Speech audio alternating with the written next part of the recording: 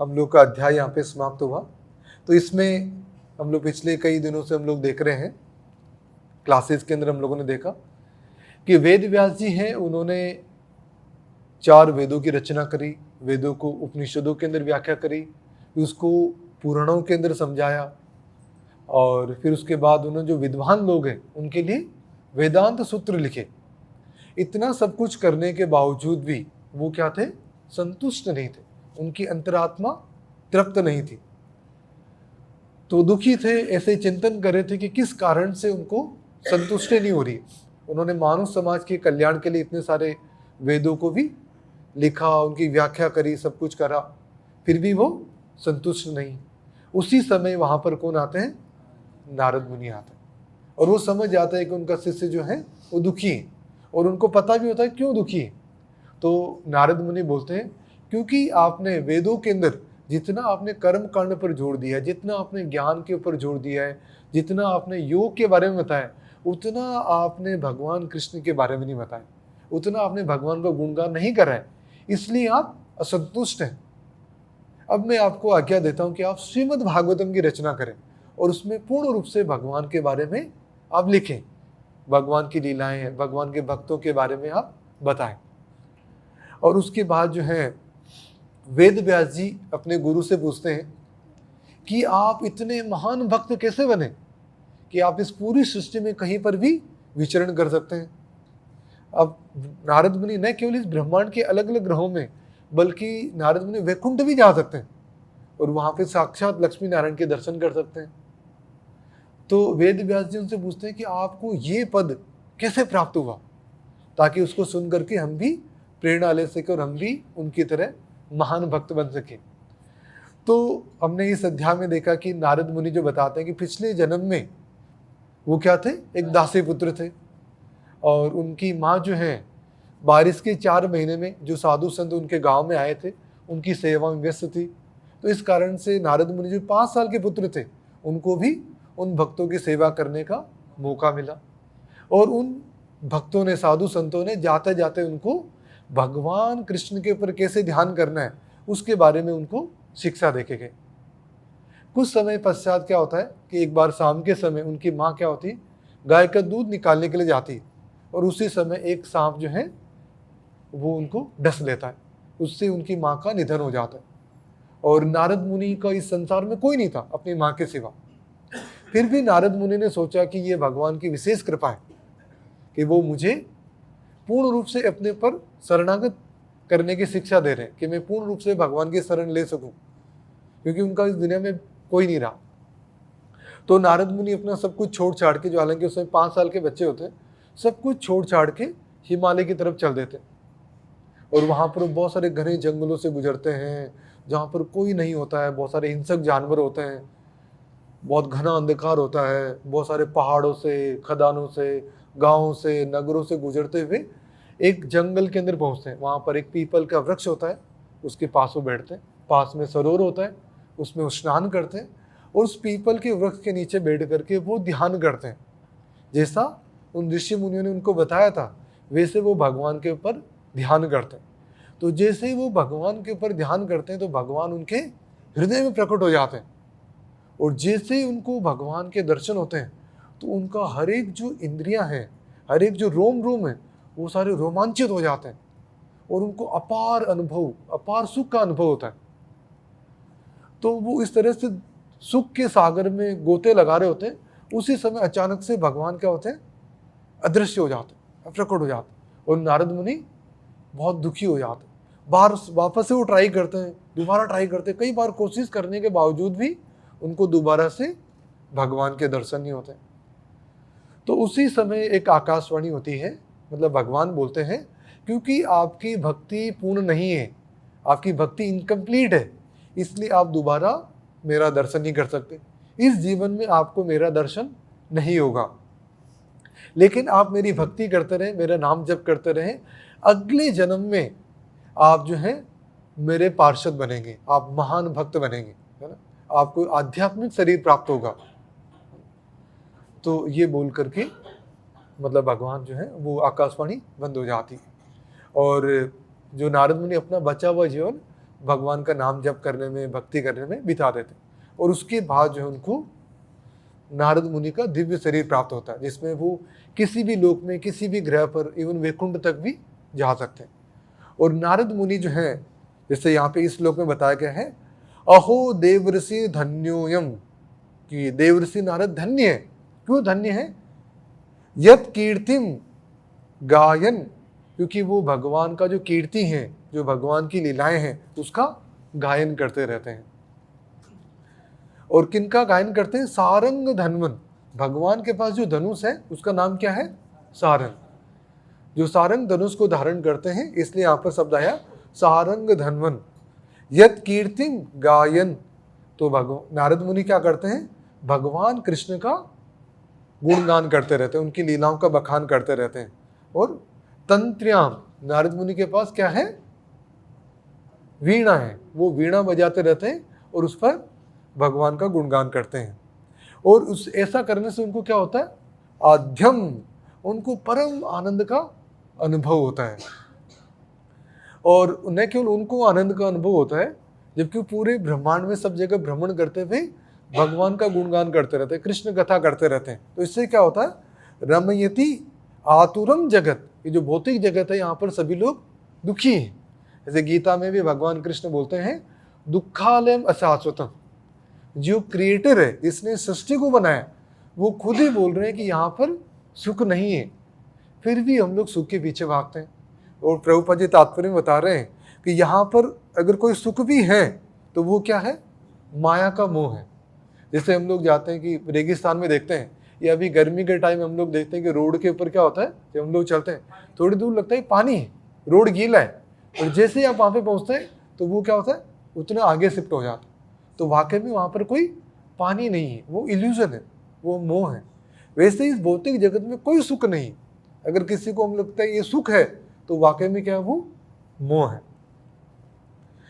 तो नारद मुनि जो है, कृष्ण कथा के द्वारा सभी जो दुखी जीव हैं इस भौतिक जगत के अंदर, उनको भी आनंद प्रदान करते हैं।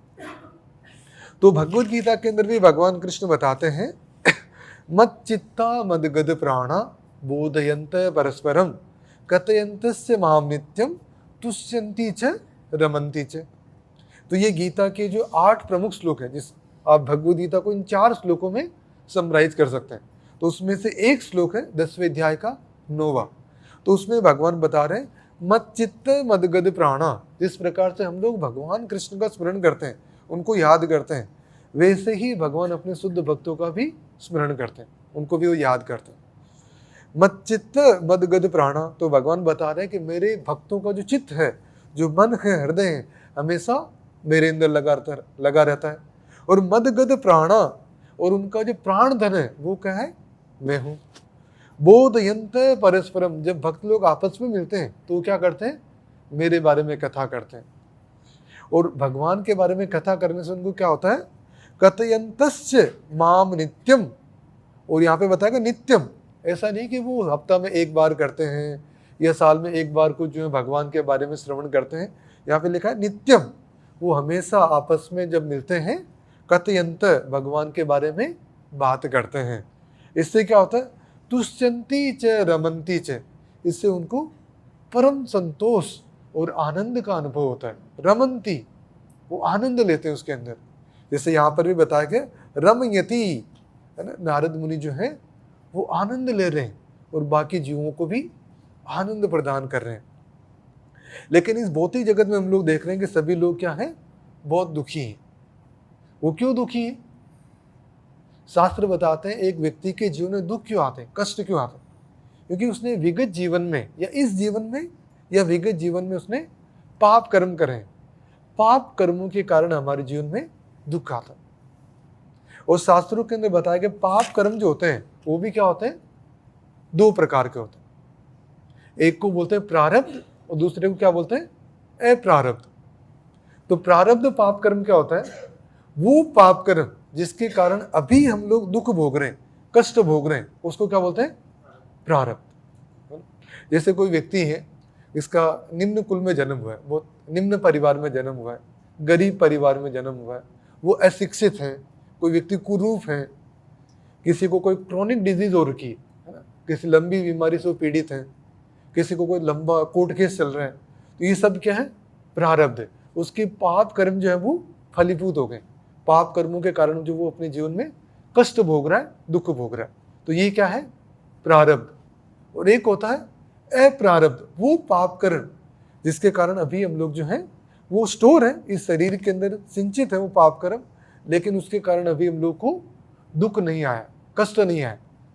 जैसे हम लोग देखते हैं कोई व्यक्ति किसी का मर्डर कर देता है, मर्डर करके कि वो कुछ छुपा सकता है ना, दुनिया से छुप सकता है, सबूत मिटाने की कोशिश कर सकता है, हो सकता है 5 दिन 10 दिन महीने 2 महीने वो छुप सकता है, लेकिन कुछ समय बाद पुलिस उसको पकड़ लेती, तो वो उसका प्रारब्ध स्टार्ट हो जाता है। तो शास्त्रों के अंदर बताया गया जो अप्रारब्ध जो होता है ना, वो भी 2 तरह का होता है। एक तो होता है बीजम और दूसरा होता है कूटम। बीज होता है जैसे हमारे हृदय के अंदर जो है, अभी हमें पता नहीं, पर हमारे हृदय के अंदर जो बहुत सारी पाप कर्म करने की इच्छा है ना। जैसे किसी ने किसी सुंदर स्त्री को देखा तो भोग करने की इच्छा, स्त्री है किसी ने सुंदर पुरुष को देखा तो उसके साथ में भोग करने की इच्छा तुरंत उत्पन्न हो जाती। या किसी की बहुत अच्छी गाड़ी देखी, किसी को बहुत अच्छा कुछ प्रॉपर्टी देखा कुछ है, तो मन में इच्छा होती कि यार ये मेरे को ही मिल जाए या मेरे पास भी ऐसा हो। तो पाप करने की इच्छाएं जो है उसको, वो हमारे ना वासनाएं है हमारे हृदय के अंदर, वो बहुत गहराई से छुपी पड़ी, तो उसको बोलते हैं बीजम। एक होता है कूटम, हमने ऑलरेडी पाप कर्म कर चुके हैं, वो पाप कर्म जो है हमारे अंदर स्टोर है ना।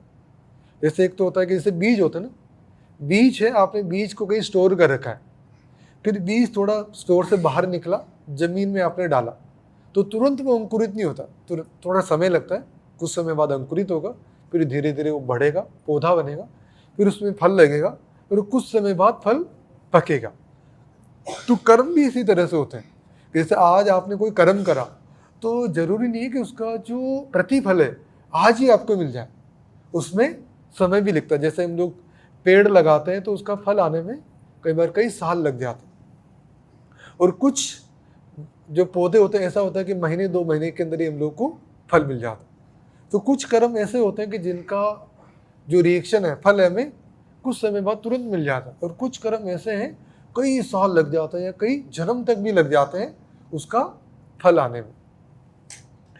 तो शास्त्र बताते हैं कि ये जितने भी तरह के जो हमारे पाप कर्म है, चाहे वो प्रारब्ध हो या अप्रारब्ध हो, या बीज हो या कूटम हो, सभी तरह के पाप कर्म क्या होते हैं?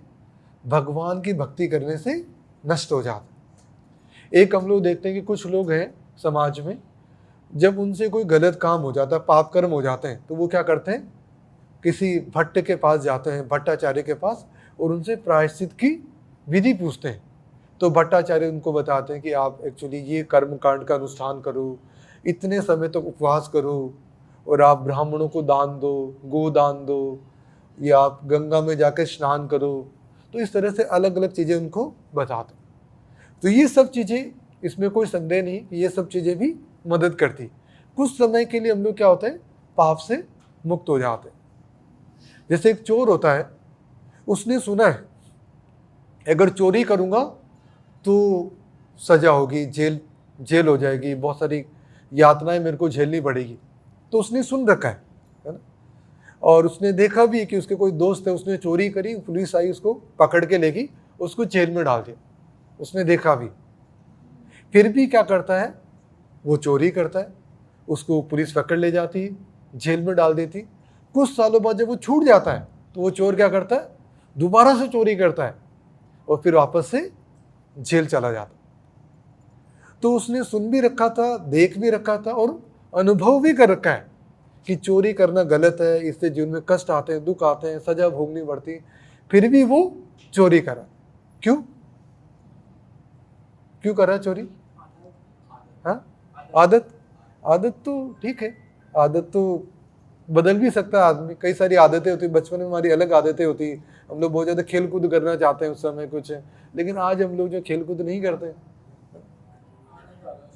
आनंद आ रहा है, आनंद का रहा है, उसको तो पिटाई पड़ रही है वहाँ पे जेल में जाओ आप, कैसे उसको डंडे पड़ते हैं। क्या? हाँ, उसका हृदय जो है ना, उसका हार्ट क्या गंदा है, उसका हृदय दूषित है, उसके हृदय में बहुत सारा पाप करने की इच्छा है, भोग करने की इच्छा है। अब क्योंकि उसके प्रारब्ध जो थे, उसके पूर्व जन्म के जो कर्म ऐसे थे कि उसको इस जीवन में वो सुख नहीं मिलना था, वो सफलता नहीं मिलनी थी, उसको वो उतना धन नहीं मिलना था। अब उसके पास उतना धन नहीं है, उतनी सफलता नहीं है, वो संसाधन नहीं जिससे वो आनंद कर सके, भोग कर सके, और उसके हृदय में भोग करने की तीव्र इच्छा है। अब वैसे कर्म है नहीं, तो इस कारण से वो क्या करता है, और पाप कर्म करता है। वैसे भी वो पापी आत्मा था, इस कारण से उसको इस जीवन में दुख मिल रहे थे, कष्ट मिल रहे थे, सारा अभाव में वो जी रहा था, लेकिन उसने दोबारा से पाप कर्म के रास्ते पे वो चल पड़ा। तो इसलिए उसने देख भी रखा है, सुन भी रखा है, अनुभव भी कर रखा है, फिर भी पाप कर्म करता है, क्योंकि उसका हृदय अशुद्ध है। जैसे घास होती, हम लोग घास को काट लेते, पूरा काट लिया, तो एक समय ऐसा होगा एकदम साफ हो गया है ना, कुछ भी नहीं है, फिर भी उसके अंदर जड़ रह जाती, तो जैसे ही बारिश होगी वापस से वो फूट जाएगी, वापस से घास आ जाएगी। तो ये जो तरीके हैं, दान करना, तपस्या है, कर्म कांड का कोई अनुष्ठान करना, है ना, गंगा स्नान करना, इससे पाप कर्मों से पूर्ण रूप से मुक्ति नहीं मिलती। तो पाप कर्मों से पूर्ण रूप से मुक्ति कैसे मिलेगी? शास्त्र बताते हैं, अप्रारब्ध फलम पापम कूटम बीजम फलोन्मुखम क्रमेणेव प्रलीयेत विष्णु भक्ति रतात्मना। अगर कोई व्यक्ति भगवान कृष्ण की भक्ति करता है तो ये सब तरह के पाप, चाहे उसके हृदय में कोई इच्छा है पाप करने की, या वो पाप कर्म कर चुका है जो अभी उसके पास है ना स्टोर है, उसका उसने झेला नहीं, कष्ट नहीं भोगा है, या वो प्रारब्ध की अवस्था में वो उस पाप का कर्म फलों को भोग रहा है, तो ये सब तरह के पाप कर्म क्या हो जाते हैं?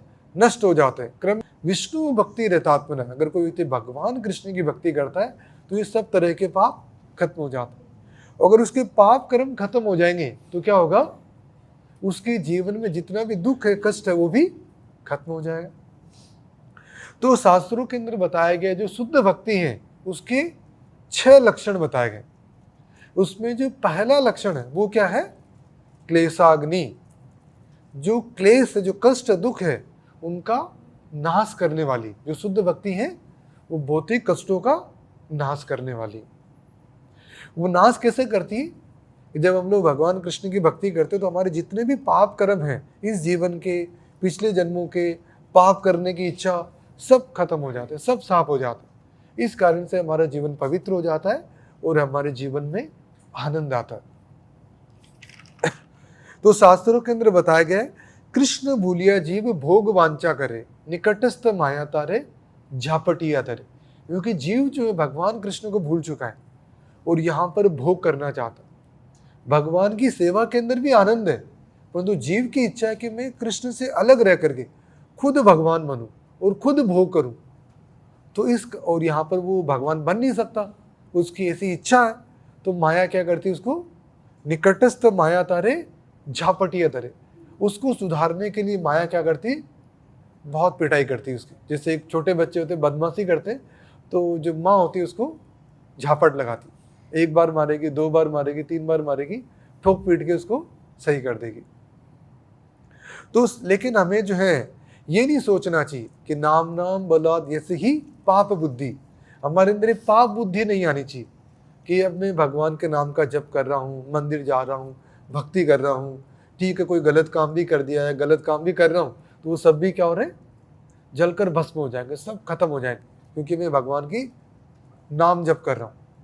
तो ये बहुत बड़ा अपराध है, नाम के प्रति बहुत बड़ा अपराध, कि भगवान के नाम को पाप कर्मों को दूर करने में लगाना, पाप कर्मों से मुक्ति के अंदर लगाना। पाप करना जानबूझ करके पाप करना, एक तो होता है कि पहले हम लोग पाप कर चुके हैं, है ना, जाने अनजाने में पाप हो चुके हैं, अब इतना समझने के बावजूद भी जानबूझ करके पाप करना, ये सोच करके कि भगवान के नाम का जप करूंगा सारे पाप धुल जाएंगे, तो ये बहुत बड़ा पाप है।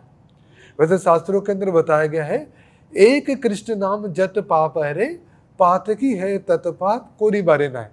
अगर कोई व्यक्ति एक भी बार अगर शुद्ध नाम का जप करता है, कृष्ण एक बार भी अगर उसने शुद्ध भाव से, शुद्ध उससे अगर भगवान के नाम का जप करा, तो उसके विगत सारे पाप कर्म क्या होते हैं? खत्म हो जाते हैं।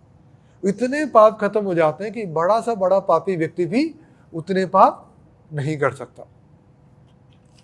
तो भागवतम के 10वें स्कंद के अंदर बताया गया है, गोपियां जो हैं वो गोपी गीत का ये बहुत ही प्रसिद्ध श्लोक है। वहां पर गोपियां बता रही, तब कथामृतम तप्त जीवनम कवि भी ईडितम कलमसापहम। तो गोपियां बता रही तब कथामृतम, तब यानी कृष्ण, कि भगवान कृष्ण की जो कथा है वो क्या है, अमृतम, अमृत के समान। तप्त जीवनम, और इस भौतिक जगत में जितने भी लोग हैं वो क्या है, बहुत दुखी आ रहे हैं, बहुत दुखी हैं, बहुत कष्ट झेल रहे हैं, उन लोगों के लिए कृष्ण कथा क्या है, अमृतम, अमृत के समान है। श्रवण मंगलम श्रीमद आदतम, और कृष्ण कथा क्या है, श्रवण मंगलम। अगर कोई व्यक्ति भगवान कृष्ण की कथा को सुनता है, भागवत सुनता है, तो उसके लिए बहुत ही मंगलकारी, उसके लिए बहुत ही शुभ है वो। और श्रीमद आदतम, और कृष्ण कथा क्या है, आध्यात्मिक शक्ति से ओतप्रोत है। और कवि भी ईडितम, ऐसी कृष्ण कथा का वर्णन कौन करते हैं, जो बड़े बड़े कवि हैं, जो बड़े बड़े ऋषि मुनि हैं, वो भगवान कृष्ण की कथा का वर्णन करते हैं।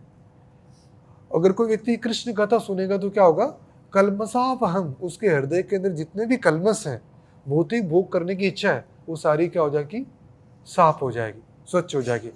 भूवि गृणंती ये भूरिदा जना, तो गोपियां बोल रही भूवि, इस भौतिक जगत के अंदर वो लोग जो कृष्ण कथा का प्रचार करते हैं, भूरिदा जना, वो सबसे ज्यादा, सबसे बड़े दयालु व्यक्ति हैं, वो सबसे बड़े परोपकारी व्यक्ति हैं जो कृष्ण कथा का प्रचार करते हैं, कृष्ण भावनामृत का प्रचार करते हैं। तो इसी तरह का जो है भगवान कृष्ण भी गीता में बताते हैं कि जो कोई भी इस गीता के संदेश का प्रचार करता है, इस पृथ्वी पर वो मेरे को सबसे प्रिय है। और श्रीमद् भागवतम के पहले अध्याय के अंदर ही वेद व्यास जी बताते हैं, वो सभी लोगों को जो श्रीमद् भागवतम के पाठक हैं उन सबका आह्वान करते हैं, और क्या बोल रहे हैं, निगम कल्पतरोर गलितम फलम सुख मुखाद अमृत द्रव संयुतम पिबत भागवतम रसम आलयम। तो सभी जो रसिक भक्त हैं, जो विद्वान लोग हैं, जो चिंतक हैं, विचारवान व्यक्ति हैं, उन सबको वो आह्वान कर रहे हैं, बुला रहे हैं कि क्या बोल रहे हैं, पिबत भागवतम रसम आलयम। जो श्रीमद् भागवतम है वो क्या है, निगम कल्पतरोर गलितम फलम, जो वैदिक साहित्य रूपी जो कल्प वृक्ष है उसका पका हुआ फल है श्रीमद् भागवतम।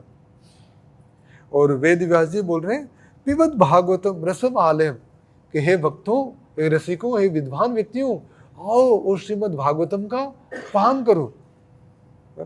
मुहूर, और कैसे पान करना है, एक बार दो बार, मुहूर, हमेशा हमेशा श्रीमद् भागवतम का आप पान करो। अहो रसिका भूमि भावुका, तो श्रीमद् भागवतम जो है ये अमल पुराण है। जैसे बाकी जितने भी पुराण हैं उसमें थोड़ा कर्मकांड के बारे में बताया गया है, थोड़ा ज्ञान के बारे में बताया गया है, अष्टांग योग के बारे में बताया गया है, लेकिन श्रीमद् भागवतम में ये अमल पुराण है, इसमें केवल कृष्ण भक्ति के बारे में बताया गया, इसमें शुद्ध भक्ति के बारे में बताया गया। इसलिए अगर कोई व्यक्ति जो है भागवतम का श्रवण करता है, तो जैसे भागवतम के शुरू होने से पहले हम लोग प्रार्थना करते हैं कि नष्ट प्रायेषु भद्रेषु नित्यम भागवत सेवया। तो अगर कोई व्यक्ति भागवतम की कक्षाओं के अंदर आता है, भागवतम पढ़ता है और शुद्ध भागवत की सेवा करता है, जो भगवान के शुद्ध भक्त हैं उनकी सेवा करता है, तो क्या होगा, अभद्रेषु, जितने भी अभद्र हैं हृदय के अंदर वो सारे क्या होंगे, स्वच्छ हो जाएंगे। भगवती उत्तमा श्लोके भक्तिर भवती नैष्ठिके, और भगवान के प्रति जो अचल भक्ति है वो हमारे हृदय के अंदर स्थापित हो जाएगी। और जब हमारे भगवान के प्रति जब अचल भक्ति स्थापित हो जाएगी तो क्या होगा, एवं प्रसन्न मनसो भगवद भक्ति योगत है। तो प्रभुपाद जी बताते हैं कि भक्त का जो लक्षण होता है वो क्या होता है, प्रसन्न मनसो, वो हमेशा प्रसन्नचित रहता है। अगर कोई व्यक्ति जो भगवान की भक्ति कर रहा है, बोले मैं बहुत भक्ति करता हूँ, सुबह 2 घंटे करता हूँ, शाम को भी 2 घंटे करता हूँ, गीता का पाठ भी करता हूँ, कीर्तन करता हूँ, लेकिन वो बहुत दुखी रहता है, बहुत परेशान रहता है, इसका मतलब वो वाकई में भगवान की भक्ति नहीं कर रहा है, सही तरीके से नहीं कर रहा है, उसका भगवान से कांटेक्ट नहीं हो रहा। जैसे यहाँ पे बताया गया, एवं प्रसन्न मनसो भगवद भक्ति योगत है, योग नहीं हो रहा है, जुड़ नहीं रहा है भगवान से कांटेक्ट नहीं हो रहा है। भगवत तत्व विज्ञानम मुक्त संग से जायते। अगर हम लोग जो है सही चेतना के अंदर बिना अपराध करे भगवान के नाम जप करेंगे, कीर्तन करेंगे, कथा सुनेंगे, तो क्या होगा, हमारा मन प्रसन्नचित हो जाएगा। और भगवत तत्व विज्ञानम, जिसे प्रभुपाद जी बताते हैं, किसी को भी ये समझने की जरूरत नहीं है कि कृष्ण हरे राम इसका अर्थ क्या होता है, ये महामंत्र का अर्थ क्या है। विशेष रूप से जो फॉरेनर्स हैं, जिनको ये भी पता नहीं कि कृष्ण क्या है, राम क्या है, भगवान कौन है, वो तो जस्ट कीर्तन कर रहे हैं। कि डिवोटीज बाहर गए नगर संकीर्तन पे, वो कीर्तन कर रहे हैं, उनको भी अच्छा लगा, वो भी कीर्तन कर रहे हैं, डांस कर रहे हैं। तो प्रभुपाद जी बोल रहे हैं कि इससे कोई फर्क नहीं पड़ता, उनको पता नहीं है, वजह वो कीर्तन कर रहे, डांस कर रहे हैं, और कीर्तन करते करते करते वो एक दिन कृष्ण को समझ जाएंगे। इससे भागवत में बताया गया भगवत तत्व विज्ञानम, जो भगवान के भक्त होते हैं उनके हृदय के अंदर जो भगवान का जो तत्व है, जो विज्ञान है, वो जागृत हो जाता है। इससे शास्त्रों के अंदर बताया गया है कि हमारे हृदय के अंदर क्या होता है, दिव्य ज्ञान हृदय प्रकाशित हो, हमारे हृदय के अंदर वो प्रकाशित हो जाता है। मुक्त संग से जाए थे, और जो भगवान की भक्ति करते हैं सभी प्रकार का जो गलत संगति है उससे वो मुक्त हो जाते हैं। फिर बताया गया है कि श्रवणताम स्वकथा कृष्ण पुण्य श्रवण कीर्तन है। अगर वो भगवान कृष्ण की कथा का श्रवण करता है ना, उसको भले समझ नहीं आ रहा, जैसे यहाँ पे बहुत बच्चे भी बैठे हैं, उनको समझ नहीं आ रहा होगा, लेकिन क्योंकि उनके कानों के अंदर कृष्ण कथा पढ़ रही है, उससे वो पुण्यात्मा बन रहे हैं। और बहुत सारे लोग जो पहली बार आए होंगे, उनको समझ नहीं आ रहा होगा क्या चल रहा है, कुछ है, बस थोड़ा बहुत कुछ कुछ समझ आ रहा होगा कि कृष्ण के बारे में कुछ बता रहे। तो पुण्य श्रवण कीर्तन है, भगवान के बारे में सुनने मात्र से वो बहुत बड़े पुण्यात्मा बन जाते हैं। हृदयन्तस्तु ही अभद्राणी विदुनोति सुहृद सताम। तो भगवान कृष्ण को बताया गया है कि वो सुहृद हैं, हमारे परम हितैषी मित्र हैं। जैसे संस्कृत में बहुत सारे तरह के शब्द आते हैं, एक बंधु आता है, एक मित्र आता है, एक सखा आता है। बंधु क्या होता है, हमारे परिवार के जो लोग होते हैं उनको बोलते हैं बंधु। एक मित्र होता है जो आपका बाहर एक ऐसे वेल विशर है, न्यूट्रल आदमी है और आपका बुरा नहीं चाहता, मित्र है आपका, है ना, ओकेजनली आपने हाय हेलो कर लिया, है ना। एक सखा है, थोड़ा क्लोज रिलेशन है, आपका मित्र है, सहपाठी है, सखा है। और एक होता है सुहृद। सुहृद वो मित्र होता है जो हमेशा आपका भला चाहता है, भले ही आपने आपका गलत किया है, आपने कोई बुरा हो गया आपसे कुछ है, फिर भी वो आपका बुरा नहीं चाहता। भले ही आपने उस व्यक्ति के लिए बुरा करा है, फिर भी वो आपका बुरा नहीं चाहता, तो उसको बोलते हैं सुहृद। और भगवान कृष्ण जो है सभी जीवों के सुहृद मित्र हैं। और वो भगवान कृष्ण जो उनकी कथा का श्रवण करते हैं, उनके हृदय में जो भौतिक भोग करने की इच्छा है उसको वो स्वच्छ कर देते हैं। तो यहाँ पर हम लोग देख रहे हैं कि श्री नारद मुनि अपनी वीणा श्री भगवान के दिव्य लीलाओं के यशगान करने तथा ब्रह्मांड के समस्त दुखी जीवों को सुख देने हेतु बजाते हैं। इस ब्रह्मांड में कोई भी सुखी नहीं है, जिसे हम सुख के रूप में अनुभव करते हैं वह माया का मोह है। तो नारद मुनि सब जगह भ्रमण करते रहते हैं। तो एक बार वो भ्रमण करते करते कहाँ पहुंच गए, द्वारिका। जब भगवान नारद मुनि ने सुना कि भगवान कृष्ण ने नरकासुर के कैद में जो 16,100 जो राजकुमारियां थी उन सबको मुक्त कर दिया है, और उन राजकुमारियों से उन्होंने एक साथ विवाह कर लिया, और 16,108 पत्नियों के साथ में वो द्वारिका में रह रहे हैं। तो नारद मुनि के मन में थोड़ी जिज्ञासा हुई कि भगवान इतनी सारी गृहस्थियों को कैसे मैनेज कर रहे हैं। तो वो द्वारिका गए, द्वारिका में गए और सीधा वो चले गए रुक्मणी के महल के अंदर। तो द्वारिका का वर्णन आता है श्रीमद् भागवतम में कि वहाँ पर जो है बहुत ही सिस्टमेटिक ढंग से बने हुए, जैसे क्षत्रियों के जो हैं एक लाइन से घर हैं, वैश्यों के जो मसाले का काम करते हैं उनके एक लाइन में घर हैं, जो अलग तरह का व्यापार करते हैं सभी अलग अलग व्यापारियों को एक लाइन से एक जैसे घर, और बड़े बड़े चौड़े चौड़ी सड़कें हैं, बहुत बीच में चौराहे हैं, बहुत बड़े बड़े द्वार बने हुए हैं, द्वार भी चांदी के बने हुए हैं, और हर द्वार पर जो हैं सोने के कलश रखे हुए हैं, और जो घर हैं लोगों के संगमरमर के बने हुए हैं, और द्वार पर जो है बहुत सारे तरह के रत्न जड़ित हैं, और बीच बीच में बहुत सारे उद्यान बने हुए हैं, उसमें झील बनी हुई, तालाब हैं, उसमें बहुत सारे हंस हैं वो रमण कर रहे हैं, उसमें कमल के फूल खिल रहे हैं, तो इस तरह से बहुत ही समृद्ध द्वारिका नगरी थी। तो उसके अंदर जो है नारद मुनि रुक्मिणी के महल में प्रवेश करते हैं।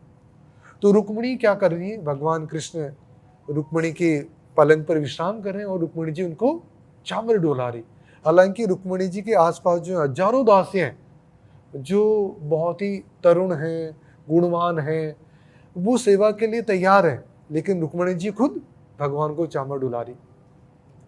तो जैसे ही कृष्ण ने देखा कि नारद मुनि आए तो तुरंत अपने पलंग से खड़े हुए और वो नारद मुनि को हाथ जोड़ करके प्रणाम करते हैं और सुखदेव गोस्वामी बताते हैं उनके चरण स्पर्श करते हैं और उनको अपने पलंग पर बिठाते हैं और उनके पाँव धोते हैं और उस पाँव, वो जो चरणामृत होता है उसको अपने सिर पे छिड़कते हैं और अपने सभी रानियों के सिर पर छिड़कते हैं और उनकी पूजा करते हैं।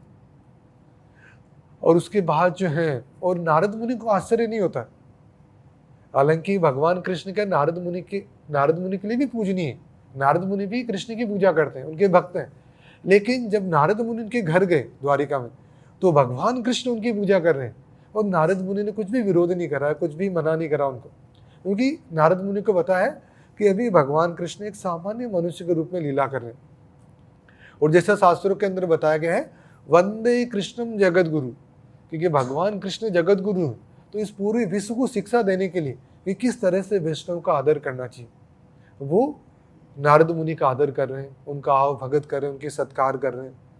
और सारा सत्कार करने के बाद भगवान कृष्ण बोल रहे हैं कि हम तो गृहस्थ हैं, हम लोग सांसारिक कार्यों में व्यस्त रहते हैं, है ना, तो इसलिए आप हमें शिक्षा दें कि कैसे हम लोग जो हैं भगवान की भक्ति कर सकें, अध्यात्म में आगे बढ़ सकें।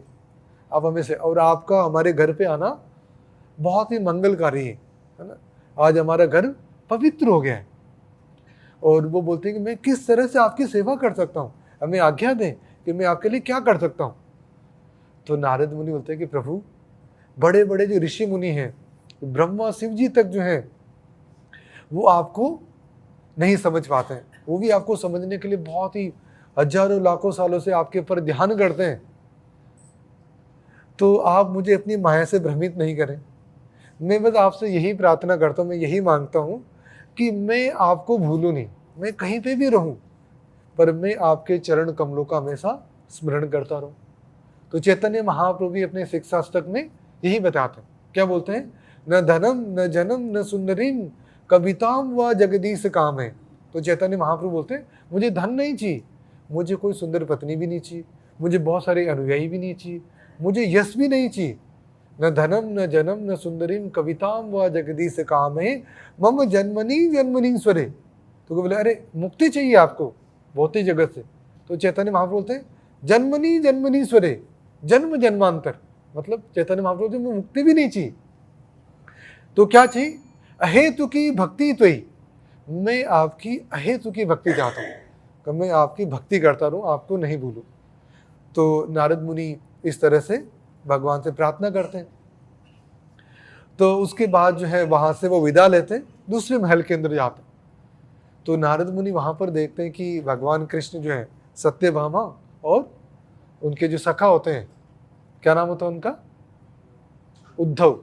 उद्धव के साथ में वो क्या खेल रहे हैं, चौपड़ खेल रहे हैं वहाँ। तो जैसे ही नारद मुनि को देखते हैं भगवान तो तुरंत अपने आसन से खड़े हो जाते हैं और उनका आह भगत करते हैं, और वैसे ही आह भगत करते जैसे उन्होंने रुक्मिणी के महल में किया था।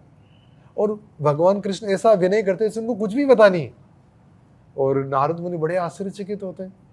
उसके बाद वो अगले महल के अंदर जाते हैं, वहां पर देखते हैं कि भगवान कृष्ण क्या कर रहे हैं, पंचसून यज्ञ कर रहे हैं। जैसे हर एक गृहस्थ को बताया गया शास्त्रों में कि उसको 5 तरह के यज्ञ करने चाहिए, क्योंकि हमसे जाने अनजाने में 5 तरह के पाप कर्म हो जाते हैं। जैसे हम लोग झाड़ू लगा रहे हैं तो बहुत सारे जो कीड़े मकोड़े उसमें मर जाते हैं, आप चल रहे हैं तो बहुत सारी चींटियां जो हैं वो कुचल करके मर जाती है, आप खाना पका रहे हैं तो बहुत सारे जो बैक्टीरिया बहुत सारे जीव हैं उसमें उनकी हिंसा हो जाती है, आप जैसे खेती कर रहे हैं हल चला रहे हैं तो उसमें बहुत सारे जीव मारे जाते हैं।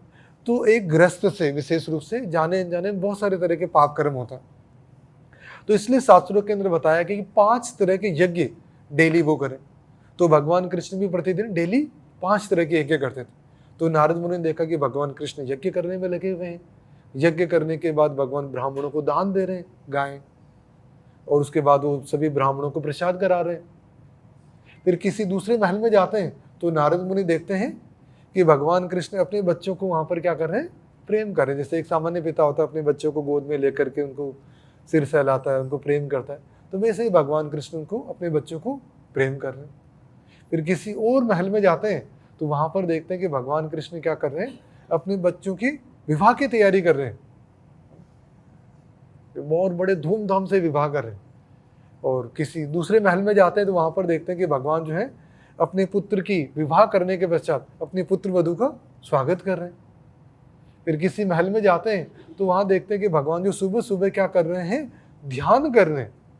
ऐसा लग रहा मानो वो जो है ना इस भौतिक जगत से परे परमात्मा का, ईश्वर का ध्यान कर रहे हैं। जैसे शास्त्रों के अंदर बताया गया है कि एक व्यक्ति को सुबह जल्दी उठना चाहिए ब्रह्म मुहूर्त के अंदर, और ब्रह्म मुहूर्त में उठते ही स्नान करने के पश्चात उसका क्या काम होना चाहिए कि वो भगवान की भक्ति करें, भगवान का ध्यान करें, उसके नाम का जप करें। तो भगवान कृष्ण भी प्रतिदिन सुबह जल्दी उठ जाते थे, क्योंकि पहले के टाइम घड़ी तो होती नहीं थी। तो श्रीमद् भागवतम में बताया गया जैसे ही सुबह कौन बोलते हैं, मुर्गे बोलते हैं। मुर्गे का बोलना क्या होता है, ब्रह्म मुहूर्त का सूचक होता है। तो मुर्गे की आवाज़ सुन करके भगवान कृष्ण तुरंत उठ जाते थे, और उठ करके स्नान करने के पश्चात अब वो तो खुद ही भगवान है, तो किसका ध्यान करेंगे। तो भगवान हम लोग को शिक्षा देने के लिए अपना ही ध्यान करते थे कृष्ण। और उसके बाद जो है जैसे नारद मुनि किसी और महल के अंदर जाते हैं तो वहाँ पर देखते हैं कि भगवान जो है वहाँ पर उद्धव जी और अन्य मंत्रियों के साथ में विचार विमर्श कर रहे हैं कुछ, कि वो जो विपक्षी राजा है उससे में कैसे डील करना है, कैसे युद्ध करना है, क्या स्ट्रेटेजी बनाने के अंदर लगे हुए हैं। कहीं पर वो व्यापारियों से बात कर रहे हैं, कहीं पर वो देखते हैं कि बलराम जी से वो चर्चा कर रहे हैं कि किस तरह से सभी जीवों का कल्याण करना है। तो ये सारी तरह की जो है नारद मुनि भगवान की लीलाओं का दर्शन करते हैं। तो भगवान जो है ये सारी लीलाएं कैसे कर रहे हैं, अंतरंगा शक्ति के द्वारा। भगवान की दो तरह की शक्तियां होती, एक होती माया शक्ति, एक होती आध्यात्मिक शक्ति जिसको बोलते हैं अंतरंगा शक्ति, और माया शक्ति को बोलते हैं बहिरंगा शक्ति। तो भगवान जो है अपनी अंतरंगा शक्ति के द्वारा 16,108 रूपों में अपना विस्तार करके 16,108 रानियों के साथ 16,108 महल में एक साथ रहते थे। जैसे एक योगी होता है वो भी अपना 9 रूपों में विस्तार कर सकता है, लेकिन वो जो 9 रूप है सारे एक ही काम करेंगे। जैसे वो अगर खाना खा रहा है तो बाकी रूप वो भी खाना खाएंगे, अगर किसी ने हाथ उठाया तो बाकी भी हाथ उठाएंगे। जैसे टीवी होता है ना, टीवी में मान लो कोई क्रिकेट मैच कोई लाइव आ रहा है तो इस टीवी में अगर उसने जो वो आउट हो गया तो बाकी टीवी में भी वो बैट्समैन आउट हो। ऐसा नहीं कि यहाँ पे तो आउट हो गया वहाँ पे चौका मार रहा है ऐसा नहीं हो सकता, है ना। लेकिन जैसे योगी का विस्तार क्या होता है, टेलीविजन विस्तार की तरह होता है। जैसे टेलीविजन में होता है स्क्रीन बहुत सारी होती है लेकिन कंटेंट वही होता है, तो योगी का विस्तार उसी तरह से होता है।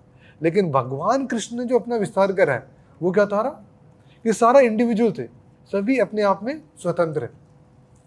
तो 16,108 रानियों के साथ में इस तरह से द्वारिका के अंदर भगवान लीलाएं कर रहे होते हैं। और नारद मुनि क्योंकि वो मुक्त आत्मा है, कहीं पे भी जा सकते हैं बिना किसी रोक टोक के, तो द्वारिका के अंदर उन्होंने भगवान की इन लीलाओं के दर्शन करे। तो एक भक्त है यमुना देवी दासी है, जो हम लोग सुबह सुबह आप इसमें आते हैं दर्शनार्थी के अंदर, तो हम लोग जो है जैसे ही भगवान के पट खुलते हैं तो क्या बजाते हैं, गोविंदम आदि पुरुषम, है ना, वो बजाते हैं हम लोग, ब्रह्म संहिता से वो बजाते हैं, जिसको कि यमुना देवी दासी ने गाया। बहुत अच्छी वो सिंगर थी माता जी। तो एक बार लंदन के अंदर जो एक प्रोग्राम हो रहा होता है वहाँ पर हजारों भक्त हैं, बाहर के भी बहुत सारे लोग आए हुए हैं। प्रभुपाद जी ने पहले कीर्तन करा, उसके बाद प्रवचन करा, और उसके प्रवचन के बाद दोबारा से कीर्तन करा। तो यमुना माता जी हैं वो कीर्तन कर रही होती, तो कीर्तन बहुत ही एस्थेटिक चल रहा है, बहुत सब लोग डांस कर रहे हैं और सब लोग जंप कर रहे हैं और सब लोग एकदम एस्थेटिक के अंदर है। और उसी समय प्रभुपाद जी बीच में क्या करते हैं, वो गाने लग जाते हैं, नारद मुनि बजाए वीणा राधिका रमण नामे।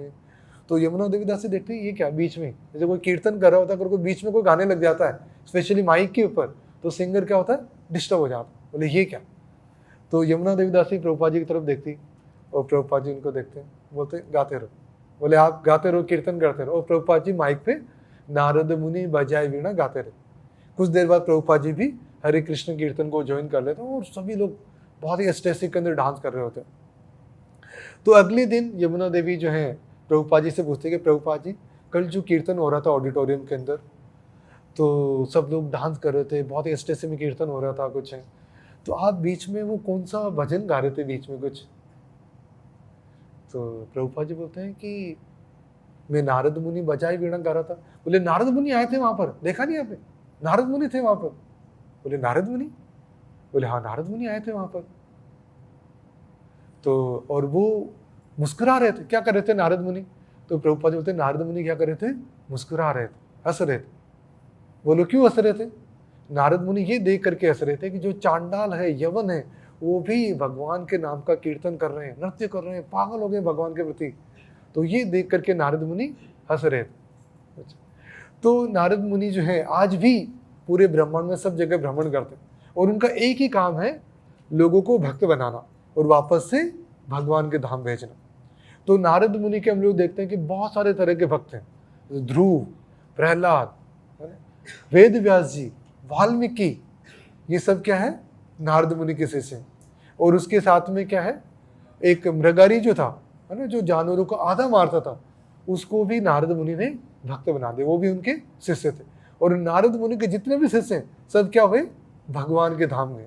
और नारद मुनि की गुरु शिष्य परंपरा में कौन आते हैं? प्रभुपाद जी। जगत गुरु श्रील प्रभुपाद की।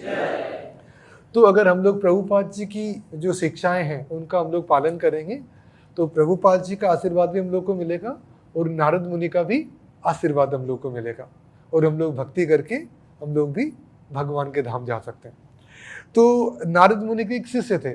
नारद मुनि ने केवल इंसानों को भक्त बनाया, जबकि नारद मुनि के एक शिष्य थे, वो क्या थे? सर्प योनि के अंदर थे, सर्प थे। तो एक बार नारद मुनि जब विचरण कर रहे होते हैं तो उनको ये सर्प मिल जाता। वो सर्प क्या था? बहुत ही विषैला सर्प था। तो नारद मुनि उनको बोलते हैं कि देखो मैं आपको दीक्षा दे रहा हूँ, भगवान के नाम का जप करो और आप जो है ये लोगों को डसना बंद करो, लोगों को डसो मत, बहुत बुरी बात। तो वो सांप बोलता ठीक है गुरुदेव, आज के बाद में किसी को नहीं डसूंगा, भगवान के नाम का जप करूंगा।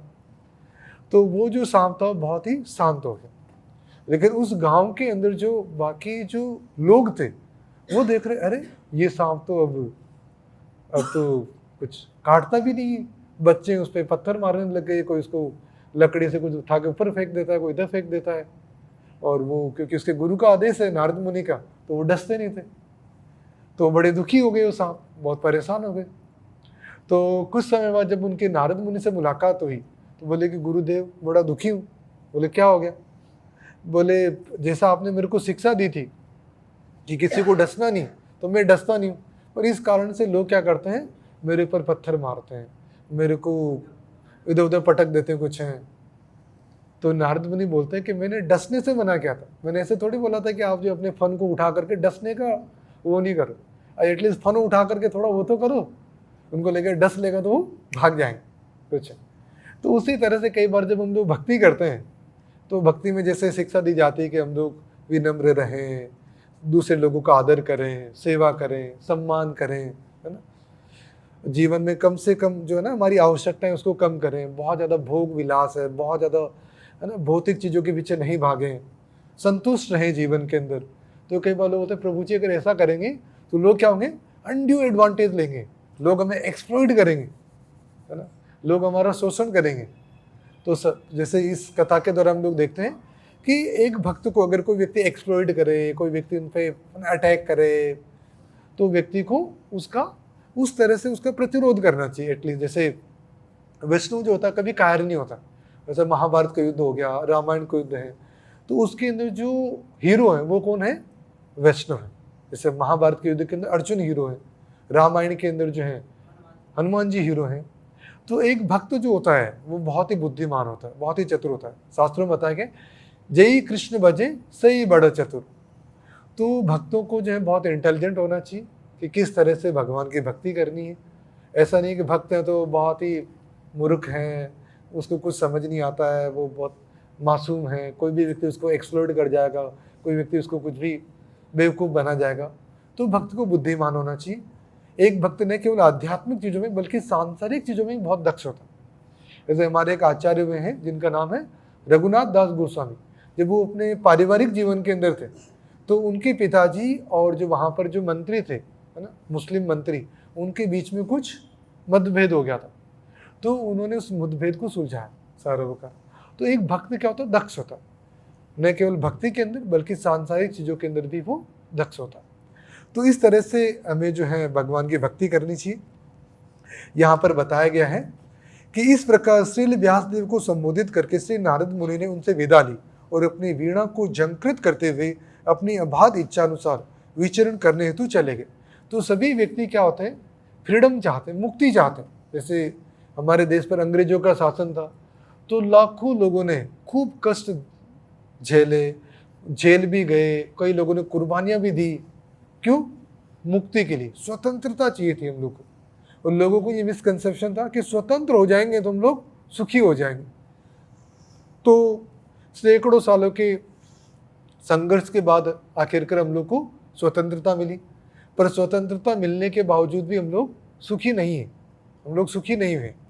तो प्रभुपाद जी यहाँ पर बता रहे हैं प्रत्येक जीव पूर्ण स्वतंत्रता चाहता है क्योंकि यह उसका दिव्य स्वभाव है और यह स्वतंत्रता श्री भगवान की दिव्य सेवा से ही प्राप्त की जा सकती है। जब हम लोग भगवान के शरणागत हो जाते हैं, भगवान की भक्ति करते हैं, तो हम लोग को रियल फ्रीडम प्राप्त होती है। जैसे नारद मुनि, उनको रियल फ्रीडम, जैसे अभी कुछ समय पहले जो है सुनीता विलियम्स है, उनको अंतरिक्ष में भेजा गया।